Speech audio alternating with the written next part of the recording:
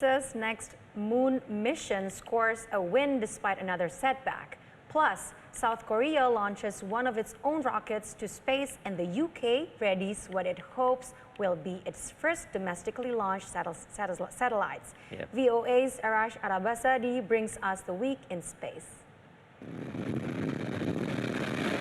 We begin this week at the Naro Space Center in South Korea, where the country successfully launched its first homemade space rocket, the Nuri.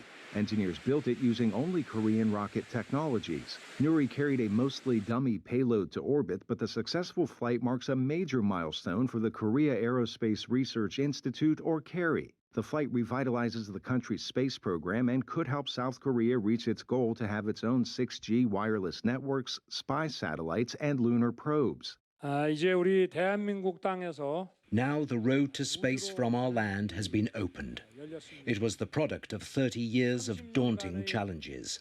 From now on, the dreams and hopes of our people and our youth will extend into space. Nuri also carried a performance verification satellite that should help scientists prepare for future launches. KARI and the United States have been working on a lunar orbiter which could land on the moon by 2030. In other news, NASA fueled its massive Space Launch System, or SLS, moon rocket for the first time. It was the agency's fourth try to fuel more than 4.5 million liters of super cold liquid hydrogen and oxygen into the SLS. A host of technical issues doomed previous flights, and while NASA discovered a leak Monday, they pushed on with the test. Engineers had hoped to reach the 9-second mark in the test countdown, but the launch rehearsal didn't cooperate, inexplicably stopping prematurely at 29 seconds. No word yet on the cause, but NASA hopes to launch the SLS as early as August. Meanwhile, in Wales, engineers build the first satellites to be launched from the UK.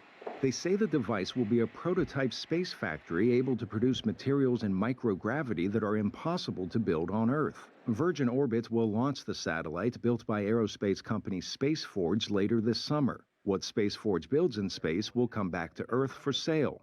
Also this week, NASA inducted astronauts Chris Ferguson, Sandy Magnus, and David Liestma into the Astronaut Hall of Fame.